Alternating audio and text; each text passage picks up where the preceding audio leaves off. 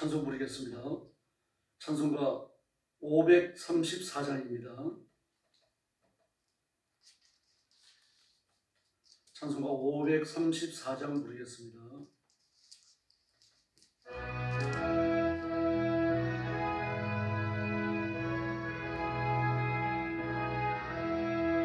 주님 찾아오셨네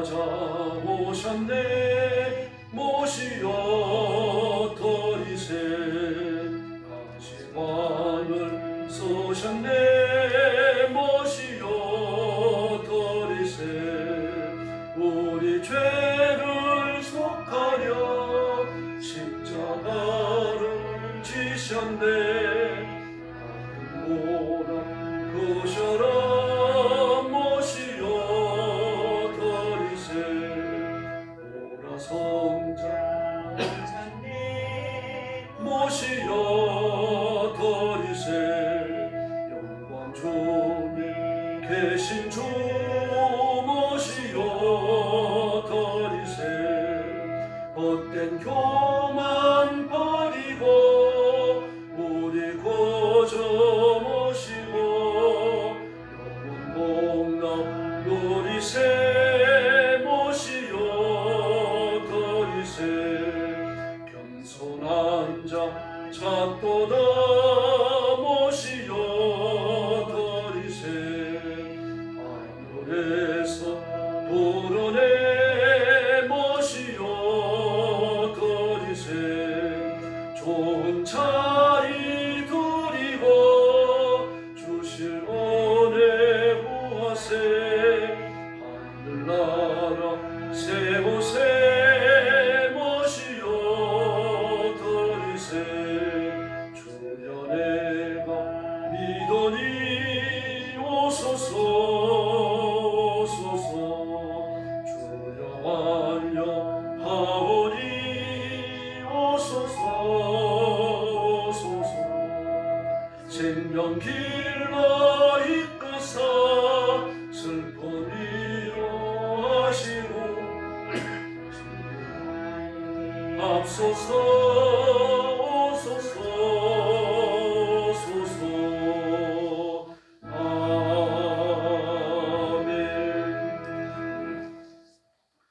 535장 부르겠습니다. 535장입니다.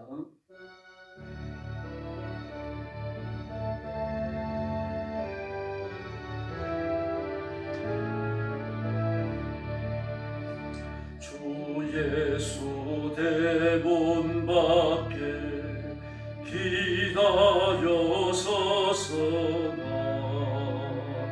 단단히 잠가더니 못 돌아오시네 나 주를 믿노라고 그 이름 부르나 문 밖에 세워더니 찬나의 수치라 문도 돌리는 손은 못 박힌 손이요 또다시 열려와는 그 이마 돌렸네 이처럼 기다리신 참 사랑이로다 문 굳게 닫아더니 한없는 죄라 주 예수 간구하기 넌 말씀이 내 죄로 죽은 나를 너 박대할 소냐 나 죄를 회개하고 온 모든 엽니다 도셔서 좌정하사 떠나지 마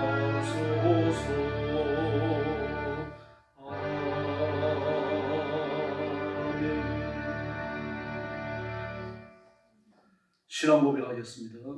나는 전능하신 아버지 하나님 천지의 창조주를 믿습니다. 나는 그의 유일하신 아들 우리 주 예수 그리스도를 믿습니다. 그는 성령으로 잉태되어 동정녀 마리아에게서 나시고 본디오 빌라도에게 고난을 받아 십자가에 못 박혀 죽으시고 장사된 지 사흘 만에 죽은 자 가운데서 다시 살아나셨으며 하늘에 오르시어 전능하신 아버지 하나님 우편에 앉아 계시다가 거기로부터 살아있는 자와 죽은 자를 심판하러 오십니다. 나는 성령을 믿으며 거룩한 공교회와 성도의 교제와 죄를 용서받는 것과 몸의 부활과 영생을 믿습니다. 아멘.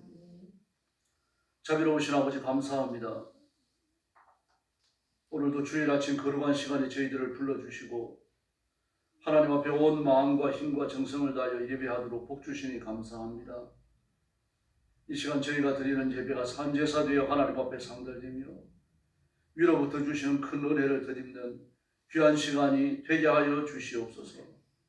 땅끝까지 이르러 복음 전하는 선교사님들과 주의 종들과 성도들을 기억하시고 그 선교의 현장마다 하나님께서 권능과 능력을 베푸사 영혼을 얻게 하시고 하나님이 함께하시며 통치하시는 기적을 허락하여 주시옵소서. 오늘 아침도 말씀을 나눌 때 큰 은혜 주시기 원하오며 예수님의 이름으로 간절히 기도 올리옵나이다. 아멘. 하나님 말씀 봉독하겠습니다. 데살로니가 전서 4장입니다.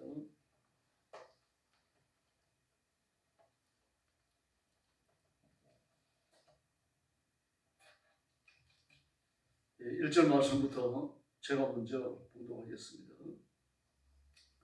그러므로 형제들아 우리가 끝까지 주 예수 안에서 너희에게 구하고 권면하노니 너희가 마땅히 어떻게 행하며 하나님을 기쁘시게 할 수 있는지를 우리에게 배웠으니 곧 너희가 행하는 바라 더욱 많이 힘쓰라. 우리가 주 예수로 말미암아 너희에게 무슨 명령을 준 것을 너희가 아느니라. 하나님의 뜻은 이것이니 너희의 거룩함이라. 곧 음란을 버리고 각각 거룩함과 존귀함으로 자기의 아내 대할 줄 알고 하나님을 모르는 이방인과 같이 세욕을 따르지 말고 이 일에 분수를 넘어서 형제를 해하지 말라. 이는 우리가 너희에게 미리 말하고 증언한 것과 같이 이 모든 일에 주께서 신원하여 주시니라. 하나님이 우리를 부르심은 부정하게 하심이 아니요 거룩하게 하심이니 그러므로 저버리는 자는 사람을 저버림이 아니요 너희에게 그의 성령을 주신 하나님을 저버림이니라. 형제 사랑에 관하여는 너희에게 쓸 것이 없음은 너희들 자신이 하나님의 가르치심을 받아 서로 사랑합니다.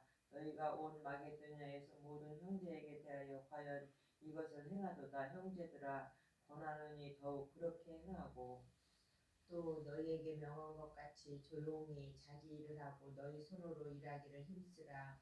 이는 외인에 대하여 단정히 행하고 또한 아무 궁핍함이 없게 하려 함이라. 형제들아 자는 자들에 관하여는 너희가 알지 못함을 우리가 원하지 아니하노니 이는 소망 없는 다른 이와 같이 슬퍼하지 않게 하려 함이라. 우리가 예수께서 죽으셨다가 다시 살아나심을 믿을진데 이와 같이 예수 안에서 자는 자들도 하나님이 그와 함께 데리고 오시리라. 우리가 주의 말씀으로 너희에게 이것을 말하노니 주께서 강림하실 때까지 우리 살아남아 있는 자도 자는 자보다 결코 앞서지 못하리라.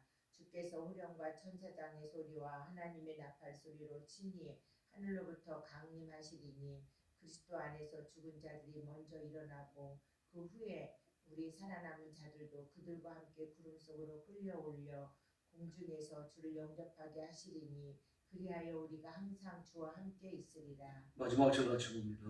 그러므로 이러한 말로 서로 위로하라. 아멘. 그리스도의 부활과 재림이 중심 교훈을 이루고 있습니다.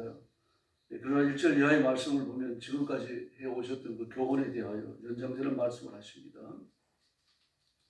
마지막으로 그랬습니다. 종말이라는 뜻이 아니고 이제 이 편지 서간문을 마치려 한다는 그런 뜻입니다. 그러면서 1절 중간에 보니까 우리가 어떻게 살아야 하나님을 기쁘시게 해드릴 수 있는 것인지 고민하라고 말합니다. 그러므로 우리가 이 땅 위에서 살아가는 육신적인 삶은 그냥 물 흘러가는 대로 살아가면 됩니다. 뭐 회사에 출근하고 또 수입이 생기는 대로 이 생활을 하고 필요한 것을 저축을 했다가 또 목돈을 쓸 수 있고 그렇습니다. 그러나 우리 하나님을 섬기고 이 땅에 의를 행하는 것은 결심이 아니고 불가능합니다. 뿐만 아니라 하나님의 말씀 앞에 순종한다고 하는 것은 자연인으로서는 할 수 없는 일입니다. 거듭나야 하며 하나님의 새 생명을 얻어야 하고 또 성령이 공급하시는 권능과 능력을 받아야 하나님 앞에 순종할 힘을 얻게 될 줄로 믿습니다. 그래서 1절에서 뭐라고 말합니까? 바로 그렇게 하나님을 기쁘시게 해드리려고 하면은 우리에게 배운 대로 행하라 그렇게 말합니다. 배운 대로. 바울 사도께서 데살로니가 교회를 설립하고 그게 3주간 머물면서 하나님의 말씀을 가르쳤죠. 또 그 이후에 디모데를 파송합니다. 그러므로 너희가 하나님의 말씀을 배운 대로 설교를 듣고 말씀을 배우고 말씀을 이해하고 깨달은 대로 그렇게 순종하라는 이야기죠. 그러면서 1절 마지막에 보니까 더욱 그렇게 하라. 달리는 말은 채찍질 안 하는 얘기입니다. 이 열정을 확실하게 되어지면 마귀에게 붙들리게 됩니다.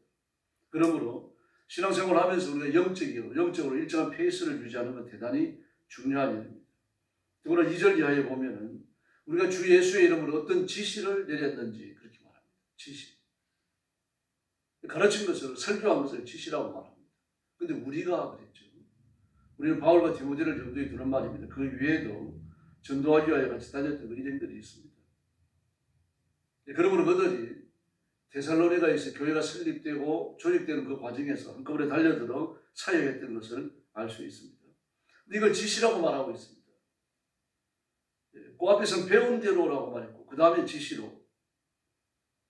그러므로 배운 것이나 지시나 같은 걸 말하죠. 그리고 하나님의 말씀입니다. 배운 것은 가르쳤다는 얘기죠. 가르친 것은 역시 사람이 가르치지만 그 배우에 누가 역사하십니까? 성령님이 역사하십니다. 성령님이 가르치신 거죠. 배우는 것도 마찬가지입니다. 성령님이 은혜를 주지 아니하시면 말씀을 못 배웁니다. 마치 엎어놓은 그릇에 물 붓기예요. 엎어놓은 그릇에 아무리 많은 물을 부어도 한 방울도 안 들어갑니다. 그와 같습니다. 성령님이 은혜를 주지 아니하시면 교회를 일생 동안 다녔다고 하더라도 생명의 말씀과 아무런 관련이 없습니다. 은혜 못 받습니다. 새 생명도 못 얻습니다. 그러므로 배운 대로라고 하는 건 그 배우의 성령님의 역사가 있다는 얘기죠. 지시를 그랬습니다. 이건 한 단계 건너뛰지 않냐고 바로 얘기합니다. 하나님의 명령이라는 뜻입니다. 바울의 지시가 아니죠. 우리 개인적으로 어떤 사람의 지시를 따를 이유가 없습니다. 우리는 전부 다 각자 독립되어져 있고 개인적인 자유를 향유할 수 있어요. 내 마음에 들지 않으면 대통령 말도 들을 필요 없어요. 그러나 불법을 행해서는 안 되죠. 이게 지시를, 하나님의 지시를 배운 대로라고 하면 중간에 사람을 뒀어요. 그러나 지시라고 하는 말은 하나님이 직접 역사하시는 겁니다. 그러나 배운 것이 되어졌든 지시가 되어졌든 그 배후에 누가 계시는 겁니까? 삼위일체 하나님이 계시는 겁니다. 그러므로 하나님 앞에 절대 복종하라는 얘기입니다. 하나님 앞에 복종하는 것은요, 3절 말씀에 보니까 하나님의 뜻은 그랬습니다. 그리고 배운 것이나 지시나 하나님의 뜻이나 같은 거죠. 같은 걸 세 번 표현을 달리한 겁니다. 그 구체적 내용을 보니까 죄를 짓지 말라는 얘기입니다. 근데 여러분 보세요. 음행을 멀리하라, 자기 아내를 존중하라. 그리고 또 5절 하반절 보니까 세유에 빠지지 마라. 결국 뭡니까? 7계명을 범하지 말라는 얘기 아닙니까? 성적인 범죄를 짓지 말라는 이야기를 이렇게 강조하고 있습니다. 이게 그 당시에 심각한 문제였기 때문입니다. 로마가 다스리는 나라에서는 타락하고 음란에 짝이 없는 로마 문화가 물결쳤습니다. 어느 나라나 마찬가지입니다. 그래서 이 사실을 지금 주시시키는 거죠. 역사를 두고서 마찬가지입니다. 문화가 타락하고 사회가 타락하는 그 배후에는 반드시 성적 타락이 같이 존재합니다. 새로운 문화가 나타날 때마다 그런 성적 방송이 뒤따라왔어요. 예수님께서 이 세상이 망할 때, 예수님이 심판하실 때 그때 나타나는 징조를 크게 세 가지 주셨죠. 사고 팔고 먹고 마시고 시집가고 장가가고. 그러나 사고 파는 것과 먹고 마시는 것과 시집가고 장가가는 것이 안 되면은 사회가 유지되지 않아요. 그런데 놀라운 사실은요, 그것이 우리나라의 한글 번역 과정에서 반영이 안 됐습니다. 반영할 방법도 없습니다. 헬라어 성경을 보면 현재 분사가 사용됩니다. 현재 분사라고 하는 것은 과거에 시작된 행동이 지금 계속 반복되는 걸 말해요. 그러므로 반복해서 먹고 마시고 반복해서 시집가고 장가가고 반복해서 사고 판다는 이야기입니다. 그러므로 먹고 마시고 사고 팔고 시집가고 장가가는 것이 일상화된 거죠. 계속하여 반복하는 겁니다. 그러므로 시집가고 장가간다는 얘기는 뭡니까? 7계명을 반복듯이 범한다는 이야기죠. 종말의 징조에도 그것이 지역되어집니다. 그리고 바울 사도께서 기록한 이 바울 사도의 서가문에 나타나는, 편집글에 나타나는 구체적인 범죄의 지역들을 보면요, 압도적으로 많은 것이 7계명과 관련되어 있습니다. 지금도 마찬가지입니다. 그래서 이 말씀을 지키라고 말했고, 그 다음에는요, 이 말씀을 지키지 않는 것은 7절 말씀에 보니까, 8절에 보니까요, 이 경고, 내가 준 경고, 이 3절로 6절에 나타나는 이 경고를 저버리는 자는 사람을 저버리는 게 아니라 성령을 주시는 하나님을 저버리는 것이다. 이 말씀을 지키라는 거예요. 이걸 저버린다고 하는 것은 결국 안 믿는 거라는 얘기입니다. 하나님 앞에 복종하지 않는 불신자와 똑같다는 얘기죠. 그러면서 너희가 자비를 베풀고 사람에게 은혜 베푸는 건 너부터 할 말이 없다. 너희 지금까지 잘해왔다. 그걸 지키라는 얘기입니다. 그럼 그건 잘하면서 하나님께 대한 영적인 열정은 좀 식었다는 이야기입니다. 그게 어디에 나타납니까? 이단을 용납한 겁니다. 그 떠돌이 순회 요사들 이단입니다. 그 바울 사도의 가르침에 대해 회의를 품은 것. 그 두 가지를 말합니다. 네, 그러면서 이제 13절 이하에서 종말에 관하여 말합니다.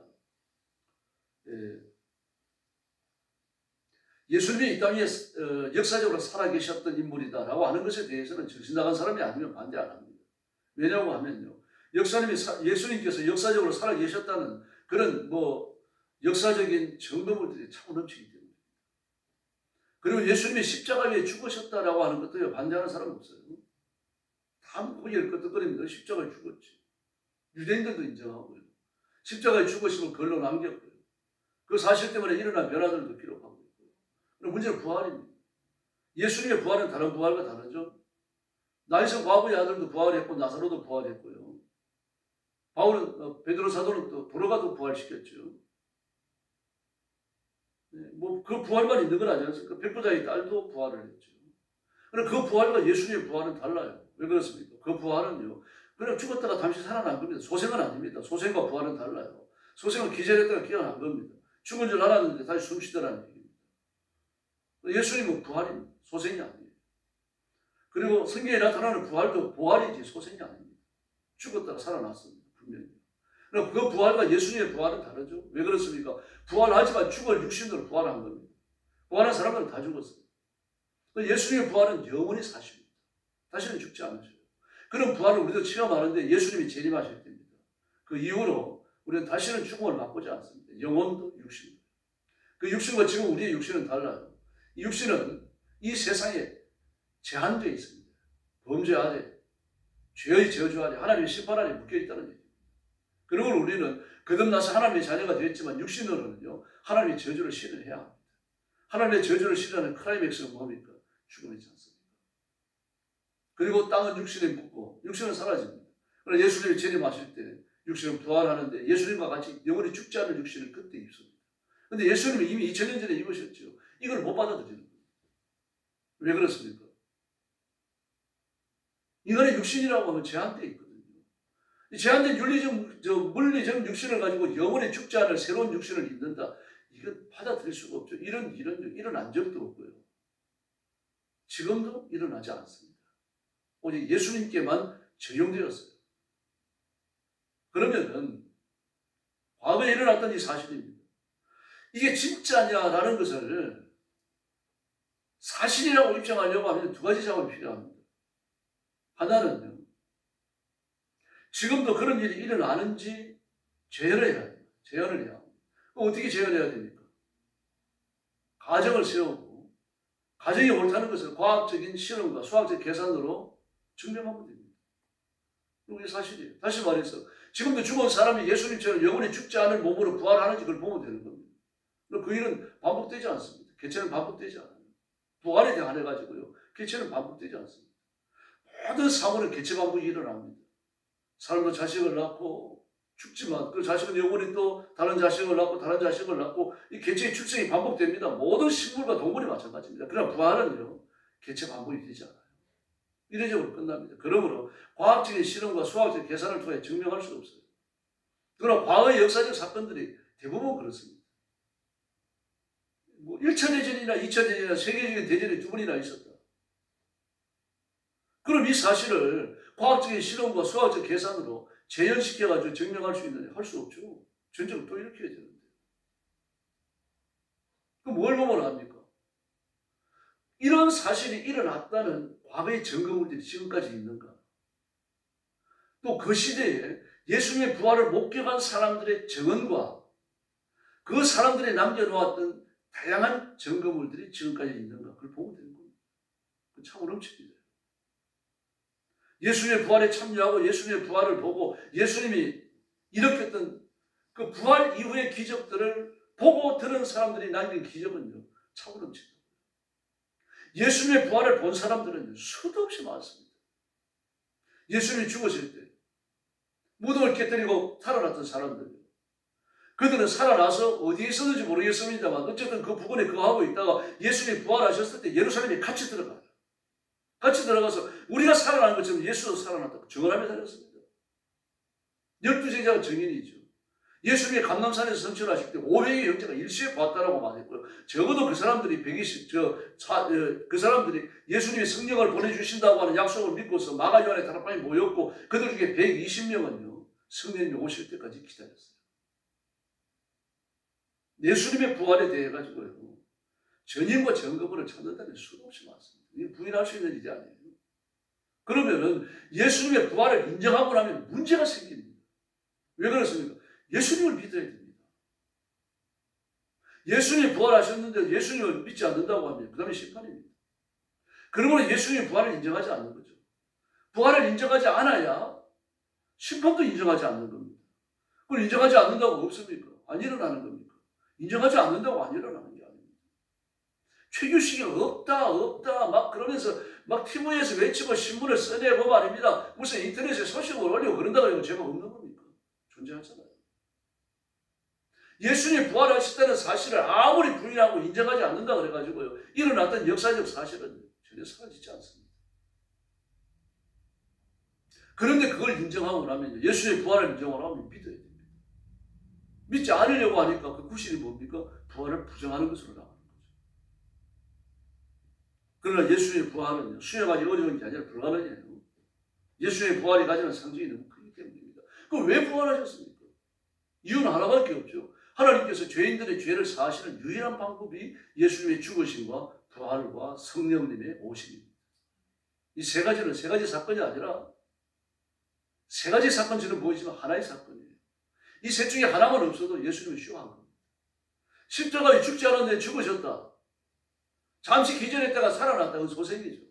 그러면 기독교는 거짓 종교입니다. 예수님이 부활하지 않으셨는데 부활했다. 기절했다가 깨어나죠. 소생 아닙니까? 소생을 부활로 말했다가 부활이 가짜죠. 그럼 예수님이 죽으심도 부활도 가짜가 되는 거죠. 예수님의 부활이 가짜라고 하면요. 단지 소생이라고 말하면 우리 죄는 그냥 있는 겁니다. 고린도전서 15장에 이야기하는 것처럼 세상에 가장 불쌍한 사람이 가짜 예수님을 믿는 거죠. 그럼 세 번째 성령님은요. 성령님이 이 땅에 오신 것은 예수님의 죽으심도 부활도 진짜라고 하는 것을 인치는 하나님의 인입니다. 그러므로 성령님이 임하지 아니하시면요. 죽으심도 부활도 가짜가 되는 겁니다. 아무런 의미 없는 거예요. 가짜 메시아가 죽을 수 있죠. 가짜 메시아도 죽을 수 있죠. 부활은 못하는 겁니다. 그럼 부활도 가짜가 되는 거죠. 성령이 오시는 것은요. 예수님의 죽으심과 부활이 역사적 사실이요. 진짜요. 예수님만이 메시아요. 우리의 구세주라고 하는 사실을 인치는 사건입니다. 그러므로 이 세 가지 죽으심과 부활과 성령님의 임하심은요. 결국 한 사건입니다. 그러므로 예수님의 부활을 믿으면 영생을 얻고 하나님의 자녀가 되며 새 생명을 얻고 하나님의 백성이 되는 줄로 믿습니다. 예수님이 부활하실 때 모든 사람이 부활합니다. 지옥 갈 사람도 부활하고 천국 갈 사람도 부활합니다. 그러나 두 가지는 완전히 상반된 부활입니다. 우리의 부활은 천국에서 영생을 누리는 부활인 줄로 믿습니다. 불신자의 부활은요. 지옥에서 영원한 고통을 당하는 부활입니다. 여러분 영적으로 기도하다가 영적인 방해를 받고 그럴 때 마귀와 귀신들, 악한 영들을 저주하셔야 됩니다. 그때 이렇게 저주하세요. 영원히 불붙는 지옥에서 영원히 불탈 놈들아. 그러세요. 그게 저주입니다. 그 말 듣는 걸 마귀는 굉장히 싫어합니다. 악한 영들은 싫어합니다. 싫어한 말을 마구 퍼붓고 예수님의 이름으로 쫓아내셔야 됩니다. 승리가 우리의 것인 줄로 믿습니다. 그래서 우리는 부활할 때 예수님처럼 하나님처럼 말입니다. 천국에서 살 사람처럼 아주 평안하고 완전하고 사랑의 화신으로 부활합니다. 그러나 마귀는 불신자들은 물어볼 것도 없습니다. 아주 마귀의 모습 한 바지로 악한 영들의 모습 한 바지로 그렇게 흉악스럽고 극악스럽고 정어스럽게 살아갑니다. 보지만 해도 저건 천국에 못 오겠구나 천천히 알아봅니다. 그런 거 천국에 없어요. 지오지만 어울리는 거죠. 지오지 어울리는 아주 흉악하고 악한 모습으로 살아납니다. 그리고 불붙는 지옥에서 영원히 있어야 됩니다. 그러므로 우리가 구원받았다고 하는 사실은요, 얼마나 감사한 일인지 모릅니다. 우리 골몇 번 고쳐 죽어도 감사할 수 없는 사건이에요. 가끔씩 내가 예수 안 믿었다면 어떻게 해야 될까? 한번 생각하셔야 돼요. 소름 끼치는 일이에요. 어떨 때는 그걸 생각하면 그냥 눈물이 나올 때가 있습니다. 너무 감격스러운 거죠. 이를 내가 구원받았구나. 이거 생각하면요, 할 말이 없습니다. 너무 감사합니다. 하나님 감사합니다. 하나님 감사합니다. 나중에는 감사합니다라는 말도 안 나와요. 그런 강경만 나와요. 감사합니다라는 말조차도요, 그 일어난 영광스러운 일, 영원한 일에 비하면 너무 부족합니다.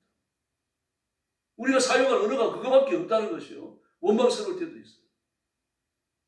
어떻게 더 크게 할 수는 없을까? 그럼 마음이 가슴으로 벅차는 거죠. 그래서 부활에도, 부활은 그 두 가지 부활이 있고요. 그리고 예수님이 재림하실 때, 그 재림에 예수님을 영접하는데 두 가지가 있다고 말합니다. 먼저 잠든 사람을 예수님이 데리고 오신다라고 14절에서 말합니다. 그리고 그 다음에 우리가 어떻게 됩니까? 15절에 살아있는 우리가 잠든 사람들보다 앞서지 못하는데 그 이후에 변화된다는 이야기입니다. 예수님께서 호령과 천사장의 소리와 하나님의 나팔로 하늘을 쫓아 강림하십니다. 구름 타고 내려오십니다. 강림하실 때 그때 먼저 죽어서 천국에 가 있는 사람들, 그 죽은 사람들을 부활시켜가지고 영광 속에 데리고 오십니다. 내려오실 때, 내려오시는 시간이 몇 시간 걸리겠습니까? 잠시죠. 잠시지만 그 이후에 살아있는 우리가 변화되는 겁니다. 변화되어서 공중으로 끌어올려져서 공중에서 예수님을 영접하고 영원한 하나님 나라에 들어갈 줄로 믿습니다. 과거에 어떤 사람들은 공중에서 막 예수님 만나서 7년 혼인잔치 한다 그랬는데 전부 거짓말입니다. 스코필드가 가르쳤던 세대주의적 종말론, 이단이에요, 스코필드. 그게 막 한국 강사를 휩싸고 돌았죠. 그래서 그것 때문에 지옥은 안 갑니다만 이 종말론에 대해서는 정말 잘못됐습니다. 7년 혼인잔치 한다. 그런 식이 아닙니다. 그래서 그 예수님을 모시고 영생에 들어가고, 그리고 악한 자들은요, 영원한 심판을 받고 지옥에 던져집니다. 그럼 이런 생각이 들죠. 우리가 분명히 하나님 앞에서 심판받는다고 그랬는데 공중에 들어 올려지면 그럼 언제 하느냐? 여러분, 우리가 심판을 받고 들어 올려져서 예수님을 영접해서 천국에 들어가고, 이게 여러분 많은 시간이 필요하지 않아요. 왜 그렇습니까? 이미 우리가 눈에 보이는 이 우주 온 세계 보이는 거 보이지 않는 거 창조된 모든 것들은 사라질 거 없어요. 다 없습니다. 뭐만 남습니까? 하나님의 나라만 남는 거예요.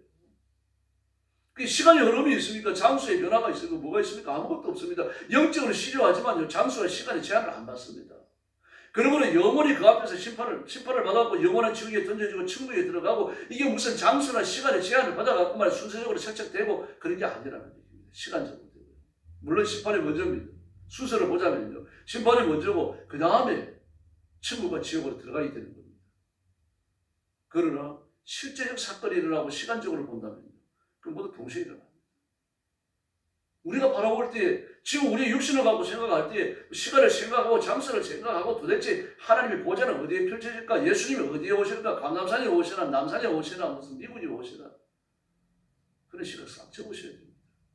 재림하시기 직전에 온 세상은요, 소멸되어져 없어집니다. 그리고 예수님이 부활하시고 저와 여러분이 변화되고 하나님 나라에 갈 줄로 믿습니다. 그러므로 예수 잘 믿읍시다.